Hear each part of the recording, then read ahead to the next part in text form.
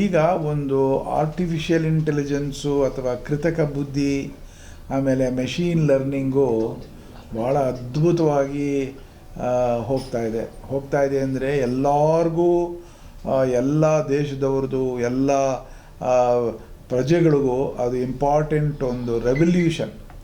ಆ ರೆವಲ್ಯೂಷನ್ ಏನು ಅಂತ ನಾನು ಸ್ವಲ್ಪ ಎಲ್ಲರಿಗೂ ಹೇಳ್ತೀನಿ. ನೋಡಿ, ಆರ್ಟಿಫಿಷಿಯಲ್ ಇಂಟೆಲಿಜೆನ್ಸ್ ಅಂದರೆ ನಾವು ಏನು ಮಾಡಬೇಕು ಅಂದರೆ, ದೇವರು ನಮಗೆ ಭಾಳ ಬುದ್ಧಿ ಕೊಟ್ಟಿದ್ದಾನೆ ನಮ್ಮ ಬ್ರೈನ್ನಲ್ಲಿ. ಆ ಆರ್ಟಿಫಿಷಿಯಲ್ ಇಂಟೆಲಿಜೆನ್ಸ್ ಏನು ಮಾಡುತ್ತೆ ಅಂದರೆ, ನಾವು ಹೇಗೆ ನಾವು ಮಿಮಿಕ್ ಮಾಡಬೇಕು, ನಮ್ಮ ಶಕ್ತಿ ನಮ್ಮ ಹ್ಯೂಮನ್ ಬ್ರೈನ್ನಲ್ಲಿರೋದನ್ನ ಅದನ್ನು ಹೇಗೆ ಆರ್ಟಿಫಿಷಿಯಲ್ ಇಂಟೆಲಿಜೆನ್ಸ್ ಆಗಿ ಕ್ರಿಯೇಟ್ ಮಾಡಬೇಕು ಅಂತ ಅದು ಇಂಪಾರ್ಟೆಂಟು. ಆ ವಿಷಯ ಮುಂಚೆ ಹೇಳ್ತೀನಿ, ಆಮೇಲೆ ಭಾಳ ಎಕ್ಸ್ಪೀರಿಯನ್ಸ್ ಎಲ್ಲ ಏನೇನು ಮಾಡಿದೆ ಅಮೇರಿಕಾದಲ್ಲಿ, ಇಲ್ಲಿ. ಆಮೇಲೆ ಒಂದು 5 ಬುಕ್ಸು ಬರೆದಿದ್ದೀನಿ. ಇಲ್ಲಿ ನೋಡಿ, ಮೊದಲನೇ ಬುಕ್ಕು ಆರ್ಟಿಫಿಷಿಯಲ್ ಇಂಟೆಲಿಜೆನ್ಸು ನಾನು ಇಲ್ಲಿ ಕಾಣಿಸುತ್ತೆ ಅಲ್ಲಿ, ಆಯಿತಾ, ಫಾರ್ ರಿಯಲ್ ಅಪ್ಲಿಕೇಶನ್ ಹೇಗೆ ಅಂತ.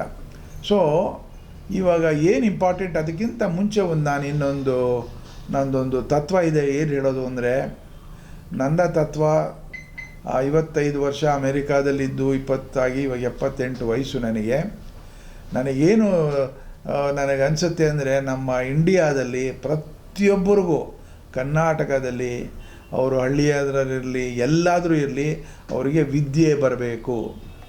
ಅದನ್ನು ಭಾಳ ಇಂಪಾರ್ಟೆಂಟು, ಎಜುಕೇಷನ್.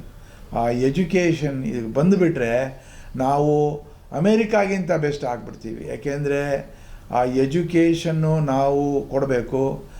ಕೊಡೋದೊಂದೇ ಅಲ್ಲ, ಮಾರ್ಗದರ್ಶಕವಾಗಿ ಹೇಳಬೇಕು ಏನೇನು ಮಾಡಬೇಕು, ಯಾವ ಏರಿಯಾದಲ್ಲಿ ಹುಡುಗರಿಗೆ ಸ್ಪೆಷಾಲಿಟಿ ಕೊಡಬೇಕು ಅಂತ.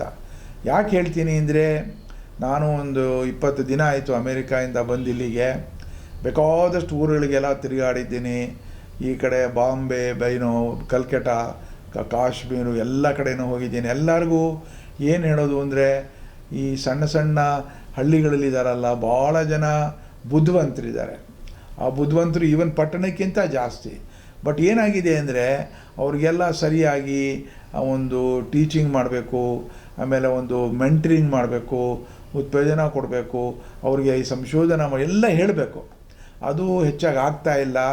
ಆ್ಯಂಡ್ ಎಷ್ಟೋ ಜನ ನಾವು ಇವಾಗ ಏನಾಗಿದೆ ಅಂದರೆ, ಬುದ್ಧಿವಂತರಿದ್ದಾರೆ, ಅವ್ರನ್ನೆಲ್ಲ ಕಳ್ಕೊಳ್ತಾ ಇದ್ದೀವಿ.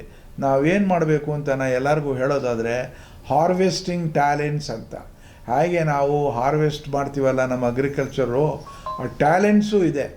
ಆ ಟ್ಯಾಲೆಂಟ್ಸ್ ಭಾಳ ಜನಕ್ಕಿದೆ. ನಾನು ನೋಡ್ತೀನಲ್ಲ, ಎಷ್ಟೋ ಜನ ಹುಡುಗನ ಮೀಟ್ ಮಾಡಿ ಎಷ್ಟು ಬುದ್ಧಿವಂತರಾಗಿ ಇನೋವೇಷನ್ ಮಾಡ್ತಾರೆ.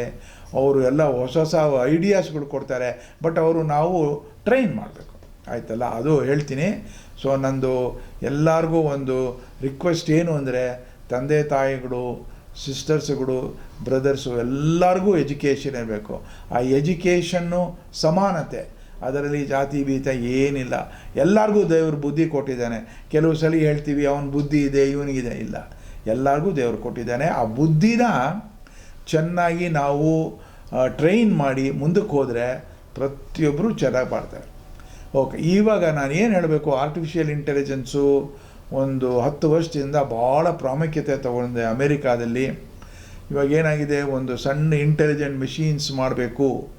ಇವಾಗ ಏನಾಗುತ್ತೆ, ಒಂದು ಮೆಷೀನ್ನು ಅದನ್ನು ಇಂಟೆಲಿಜೆಂಟ್ ಮಾಡಬೇಕು. ಇಂಟೆಲಿಜೆಂಟ್ ಅಂದರೆ ಒಂದು ರೋಬಾಟೇ ತಗೊಳ್ಳಿ. ಆ ರೋಬಾಟು 2 ಕೆಲಸ ಮಾಡುತ್ತೆ. ನಾವು ಸುಮ್ಮನೆ ಪ್ರೋಗ್ರಾಮ್ ಮಾಡಿದ್ರೆ ಬರೀ ಬಟ್ ಆ ಥರದ್ದಲ್ಲ. ರೋಬಾಟ್ ಇಂಟೆಲಿಜೆಂಟ್, ನಮ್ಮ ಮನುಷ್ಯರ ಥರನೇ ಥಿಂಕ್ ಮಾಡಬೇಕು, ಮನುಷ್ಯರ ಥರನೇ ನಡಿಬೇಕು. ಅಂಥ ಇಂಟೆಲಿಜೆನ್ಸ್ ಅಂದರೆ ಆರ್ಟಿಫಿಷಿಯಲ್ ಇಂಟೆಲಿಜೆನ್ಸ್. ಏನು ಆರ್ಟಿಫಿಷಿಯಲ್ ಇಂಟೆಲಿಜೆನ್ಸು ಅಂದರೆ, ನಮ್ಮ ಬ್ರೈನ್ನಲ್ಲಿ ನ್ಯೂರಾನ್ಸ್ ಅಂತಿದೆ, ಅದೆಲ್ಲ ಒಂದು ಕನೆಕ್ಟ್ ಆಗುತ್ತೆ, ನ್ಯೂರಲ್ ನೆಟ್ವರ್ಕ್ ಮಾಡ್ಲ್ ಅಂತ. ಆ ಥರ ನ್ಯೂರಲ್ ನೆಟ್ವರ್ಕ್ ಮಾಡ್ಲು ಒಂದು ಐಡಿಯಾನ ಆ ಮೆಷಿನ್ನಲ್ಲಿ ಕ್ರಿಯೇಟ್ ಮಾಡಬೇಕು. ಹೇಗೆ ಮಾಡ್ತೀರಾ, ಪ್ರೋಗ್ರಾಮ್ ಬರೀಬೇಕು. ಎಲ್ಲದಕ್ಕೂ ಪ್ರೋಗ್ರಾಮ್. ಇವಾಗ ನಾನು ಯಾರ ಹತ್ರನೋ ಮಾತಾಡ್ತಾ ಇದ್ದೆ, ಡಾಕ್ಟರ್ ಮೊಹಂತಿ ಅಂತ. ಭಾಳ ಟ್ರಾಫಿಕ್ ಪ್ರಾಬ್ಲಮ್ ಇದೆ ಬ್ಯಾಂಗ್ಳೂರಿನಲ್ಲಿ. ಯಾಕೆ ಟ್ರಾಫಿಕ್ ಪ್ರಾಬ್ಲಮ್ಮು ಅಂದರೆ, ಆ ಲೈಟ್ಗಳು ಸರಿಯಾಗಿ ಸಿಂಕ್ರೊನೈಸ್ ಆಗ್ತಾಯಿಲ್ಲ. ಸೊ ಅದೆಲ್ಲ ಕಂಟ್ರೋಲ್ ಮಾಡ್ಬೋದು ಆರ್ಟಿಫಿಷಿಯಲ್ ಇಂಟೆಲಿಜೆನ್ಸಿಂದ. ಪ್ರೋಗ್ರಾಮ್ ಬರೆದ್ರೆ ಸ್ಮೂತಾಗಿ ನಿಮಗೆ ಟ್ರಾಫಿಕ್ಕು ಕೆಪಾಸಿಟಿ ಜಾಸ್ತಿ ಆಗಿದ್ದರೂ ಈ ಆರ್ಟಿಫಿಷಿಯಲ್ ಇಂಟೆಲಿಜೆನ್ಸ್ ಪ್ರೋಗ್ರಾಮ್ ಹಾಕ್ಬಿಟ್ರೆ ನೀವು ಟ್ರಾಫಿಕ್ ಭಾಳ ಅರ್ಧ ಕಡಿಮೆ ಆಗುತ್ತೆ. ಅದು ಇಂಪಾರ್ಟೆಂಟು ಮಾಡ್ಬೋದು. ಹೇಗೆ ಅಂದರೆ ಎಲ್ಲದಕ್ಕೂ ಒಂದೊಂದು ಪ್ರೋಗ್ರಾಮ್ ಬರೀಬೇಕು. ನಾವು ಮಾಡೋದು ಪ್ರೋಗ್ರಾಮೇ ನಮ್ಮ ಬ್ರೈನ್ನಲ್ಲಿ. ಬಿಕಾಸ್ ನಾವು ಸಣ್ಣವರಾದಾಗ ತಂದೆ ತಾಯಿಗಳು ಎಲ್ಲ ಹೇಳ್ಕೊಟ್ಟಿದ್ದಾರೆ, ಏನು ಕಾಫಿ ಕುಡಿಬೇಕಪ್ಪ, ಬೆಳಗ್ಗೆ ಮಾಡಬೇಕು, ಅದನ್ನು ಮಾಡಬೇಡ, ಅದೆಲ್ಲ ಒಂದು ಪ್ರೋಗ್ರಾಮು. ಆ ಪ್ರೋಗ್ರಾಮೆಲ್ಲ ಬರೆದು ಅದನ್ನು ಒಂದು ಚಿಪ್ಗೆ ಹಾಕ್ಬಿಟ್ಟು ಅದೇ ಮೆಷಿನ್ಗೆ ಹಾಕಿದ್ರೆ ಅದೇ ಇಂಟೆಲಿಜೆಂಟ್ ಮೆಷೀನು. ಸರ್, ತಮ್ಮ ಜನನ ಟಿ ನರಸೀಪುರ ಬಳಿ ಹೆಮ್ಮಿಗೆ ಅಂತ ಹೇಳಿದ್ರಿ. ಅತಿ ತನ್ನ ಕುಟುಂಬದಿಂದ ಒಂದು ಇವತ್ತೇನೋ ಒಂದು ಐಷಾರಾಮಿ ಜೀವನ ಏನಿದೆ ಆ ಎರಡನ್ನೂ ಕೂಡ ತಾವು ಗಮನಿಸಿದ್ದೀರಿ. ಯಾವುದೇ ಒಂದು ಭೇದ ಭಾವ ಮಾಡದೆ ಎಲ್ರಿಗೂ ಕೂಡ ಸಮಾಜ ಪರ ಕಾರ್ಯಕ್ರಮಗಳಿಗೆ ತಾವು ನೆರವೇರ್ತಿದ್ದೀರಿ. ಯಾರಿಗೆ ಅವಶ್ಯಕತೆ ಇದೆ ಅಂಥವ್ರಿಗೆ ತಾವು ಅದನ್ನು ಮಾಡ್ತಾ ಬಂದಿದ್ದೀರಿ. ಹಾಗಾಗಿ ಅಂದಿನ ಜೀವನ ಇಂದಿನ ಜೀವನದ ಬಗ್ಗೆ ತಮ್ಮ ಅನಿಸಿಕೆ ತಿಳಿಸಿ. ಓಕೆ, ಒಳ್ಳೆ ಇದು ಇಂಪಾರ್ಟೆಂಟ್ ಕ್ವಶನ್ ಇದು. ಯಾಕೆಂದರೆ ನಾನು ಹುಟ್ಟಿದ್ದು August 26, 1947 ಆಯ್ತಲ್ಲ. ಒಂದು 2 ವಾರ ಆಗಿತ್ತು ಇಂಡಿಪೆಂಡೆನ್ಸ್ ಡೇ ಬಂದು ಅಂತ. ಒಂದು ಸಣ್ಣ ಗ್ರಾಮದಲ್ಲಿ ಹೆಮ್ಮಿಗೆ ಅಂತ, ಟಿ ನರಸೀಪುರ ತಾಲೂಕು, ಮೈಸೂರಿಗಿಂತ 8-10 ಕಿಲೋಮೀಟರು. ಭಾಳ ಬ್ಯೂಟಿಫುಲ್ ಅದು ವಿಲೇಜು. ಆಮೇಲೆ ಮೊನ್ನೆ ಹೋಗಿದ್ದೆ, ಅಲ್ಲಿ ನೋಡ್ತಾ ಇದ್ದೆ ಶಾಂತವಾಗಿ ಹೇಗೆ ಒಂದು ಈ ಕಾವೇರಿ ರಿವರ್ ಹರಿತಾಯಿತ್ತು ಅಂದರೆ ಅದು ಏನು ಒಳ್ಳೆ ಆನಂದ ಆಗುತ್ತೆ ನೋಡೋಕ್ಕೆ. ಅಂದರೆ ಅದೆಲ್ಲ ನಾವು ಭಾಳ ಅನುಭವಿಸೋಕ್ಕಾಗಲಿಲ್ಲ, ಬಿಕಾಸ್ ಅಲ್ಲಿ ಇದ್ದಿದ್ದೆ 1 or 2 ಇಯರ್ಸು. ಆಮೇಲೆ ಭಾಳ ಕಷ್ಟಗಳಿತ್ತು ಆಗಿನ ಕಾಲದಲ್ಲಿ. ಒಂದು ಹಾಸ್ಪಿಟ್ಲುಗಳು ಅದೆಲ್ಲ ಏನೂ ಇರಲಿಲ್ಲ. ಬಟ್ ದೇವರು ಒಳ್ಳೆ ಕೊಟ್ಟು ಆಮೇಲೆ ನಮ್ಮ ಪೇರೆಂಟ್ಸ್ ಎಲ್ಲ ನಮ್ಮ ಫಾದರ್ಗೆ ಅಕೌಂಟೆಂಟ್ ಜನರಲ್ ಆಫೀಸ್ನಲ್ಲಿ ಕೆಲಸ ಸಿಕ್ತು, ಕ್ಲರ್ಕಾಗಿ. ಭಾಳ ಸಾಮಾನ್ಯ ಜೀವನ, ಕಷ್ಟವಾದ ಜೀವನ ಅಂತ ಹೇಳ್ಬೋದು. ಅಂತ ಈಸಿ ಏನಂತಲ್ಲ. 7 ಜನ ಮಕ್ಕಳು. ನಮ್ಮ ಮದರು ಫಾದರ್ ಭಾಳ ಕಷ್ಟಪಟ್ಟರು ಶ್ರೀರಾಮ್ಪುರದಲ್ಲಿ. ಭಾಳ ಆಗಿನ ಕಾಲದಲ್ಲ ಏನೊಂದು 200-300 ರೂಪೀಸ್ ಸಂಬಳಗಳು ಬರ್ತಾಯಿತ್ತು. ಆಮೇಲೆ ಇದೆಲ್ಲ ಈ ಥರ ಬಂದು ಬಡ ಬ್ರಾಹ್ಮಣದಲ್ಲಿ ಬಂದು ಆವಾಗ ಒಂದು ಗಮನಕ್ಕೆ ಬಂತು ಇದೆಲ್ಲ ಏನು ಅಂದರೆ ನನಗೆ ಒಳ್ಳೆ ಎಜುಕೇಷನ್ ಇದ್ರೇ ನಾನು ನನ್ನ ತಂದೆ ತಾಯಿಗಳಿಗೆ ಹೆಲ್ಪ್ ಮಾಡ್ಬೋದು, ಮುಂದಕ್ಕೆ ಬರ್ಬೋದು ಹಾಗೆ ಅಂತ ಬಂದು ಆವಾಗ ಅಲ್ಲಿ ಶ್ರೀರಾಮ್ಪುರ ಮಿಡ್ಲ್ ಸ್ಕೂಲ್ನಲ್ಲಿ ಪ್ರೈಮರಿ ಸ್ಕೂಲ್ ಆಯಿತು. ಆಮೇಲೆ ನಾಗಪ್ಪ ಬ್ಲಾಕು ಎಲ್ಲ ಮುಗಿಸ್ಕೊಂಡು ಶೇಷಾದ್ರಿಪುರಂ ಹೈಸ್ಕೂಲ್ ಅಂತ ಬಂದು SSLCಗೆ ಬಂದೆ. ಅವಾಗಲಿಂದ ಭಾಳ ಚೆನ್ನಾಗಿ ರ್ಯಾಂಕು ಫಸ್ಟ್ ಕ್ಲಾಸ್ ಬಂದು ಅಲ್ಲಿಂದ ನ್ಯಾಷನಲ್ ಕಾಲೇಜ್ಗೆ ಹೋದೆ. ಅವಾಗೆಲ್ಲ ನ್ಯಾಷನಲ್ ಕಾಲೇಜಿಗೆ ನಡ್ಕೊಂಡು ಹೋಗ್ತಾಯಿದ್ದೆ ಶ್ರೀರಾಮ್ಪುರದಿಂದ. ಭಾಳ ಸ್ವಲ್ಪ ಕಷ್ಟಗಳ ಜೀವ ಆಯಿತು, ಏಕೆಂದರೆ ಎಲ್ಲ ಫೈನಾನ್ಷಿಯಲಿ ವಾಸ್ ಲಿಟಲ್ ಡಿಫಿಕಲ್ಟ್. ಆಮೇಲೆ ನ್ಯಾಷನಲ್ ಕಾಲೇಜು ಅಲ್ಲೆಲ್ಲ ಚೆನ್ನಾಗಿ ಮಾಡಿದ್ಮೇಲೆ H. ನರಸಿಂಹಯ್ಯ ಅಂತ ಒಬ್ಬರಿದ್ದರು, ಭಾಳ ಪ್ರಿನ್ಸಿಪಾಲ್ ಆಗಿದ್ದರು. ಅವ್ರು ಹೇಳ್ತಾಯಿದ್ರು, ಏನೋ ಒಂಥರ ನಾನು ನೋಡ್ತೀನಿ ನಿಮ್ಮಲ್ಲಿ, ನೀವು ಭಾಳ ಪ್ರಾಮುಖ್ಯತೆ ಆಗ್ತೀರಾ ಅಂತ ಏನೋ ಹೇಳಿದ್ರು. ನಂಗೆ ಅವಾಗೇನೋ ಗೊತ್ತಾಗ್ತಾ ಇರಲಿಲ್ಲ. ಆಮೇಲೆ ಅಲ್ಲಿಂದ ನಾನು ಇಂಜಿನಿಯರಿಂಗ್ ಕಾಲೇಜು KR ಸರ್ಕಲ್ UVCಗೆ ಬಂದೆ.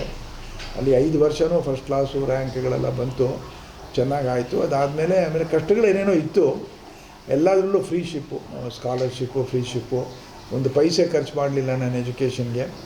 ಆಮೇಲೆ ಅಲ್ಲಿಂದ ಇಂಡಿಯನ್ ಇನ್ಸ್ಟಿಟ್ಯೂಟ್ ಆಫ್ ಸೈನ್ಸ್ ಅಂತ ಹೋಗಿ ಅಲ್ಲಿ ಮಾಡಿದೆ. ಅಲ್ಲಿ ನನಗೆ 2 ಇಂಪಾರ್ಟೆಂಟು, ಒಬ್ಬರು ಸತೀಶ್ ಧಾವನ್ ಅಂತ ಡೈರೆಕ್ಟ್ರು, ಆಮೇಲೆ CNR ಅಂತ ಭಾಳ ಒಳ್ಳೆ ಜೀವಿಗಳು. ಅವಾಗೆಲ್ಲ ಹೇಳ್ತಾಯಿದ್ರು, ಅವಾಗೆಲ್ಲ ಸ್ಟೂಡೆಂಟು ಹೇಳ್ತಾಯಿದ್ರು, ನೀವು ಅಮೇರಿಕಾಗೆ ಹೋಗಿ ಆಪರ್ಚುನಿಟೀಸ್ ಇದೆ ಅಂತ. ಅಲ್ಲಿಂದ ಅಮೇರಿಕಾ ಪ್ರಯಾಣ ಶುರುವಾಯಿತು.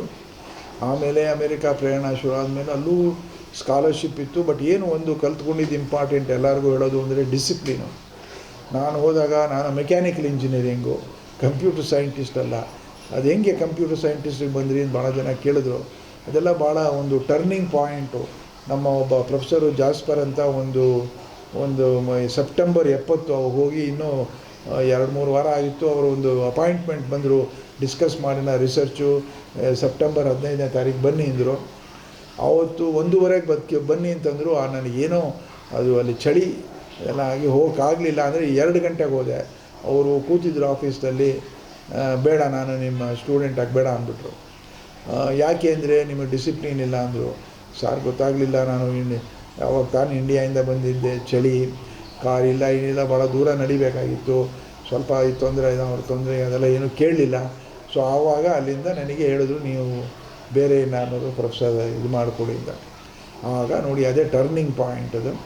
ಅಲ್ಲಿ ಯಾರೋ ಬಿಲ್ ಬ್ರೌನ್ ಅಂತ ಒಬ್ಬರು ಬಂದರು, ಅವರು $300 ಕೊಟ್ಟರು. ಅವರು $150 ಕೊಟ್ಟಿದ್ದರಿಂದ ಡಬಲ್ ಆಯಿತು. ದೇವ್ರ ದಯದಿಂದ ಚೆನ್ನಾಗಾಯಿತು, ಎಲ್ಲ ಮಾಡಿದೆ. ಅಲ್ಲಿಂದ ನಾನು ಕಂಪ್ಯೂಟರ್ ಸೈನ್ಸು, ಕಂಪ್ಯೂಟೇಷನಲ್ ಸೈನ್ಸು ಶುರು ಮಾಡಿದೆ. ಭಾಳ ಮಾಡಿ ಚೆನ್ನಾಗಿ ನನಗೆ ಸ್ವಲ್ಪ ಮ್ಯಾಥಮೆಟಿಕ್ಸು ಅದೆಲ್ಲ ಚೆನ್ನಾಗಿ ಗೊತ್ತಿದ್ದರಿಂದ ಎಲ್ಲ ಚೆನ್ನಾಗಿ ಮಾಡಿ ಎಲ್ಲ ಮಾಡಿ ಆಮೇಲೆ ಅಲ್ಲಿ 74ರಲ್ಲಿ ಬಂದೆ.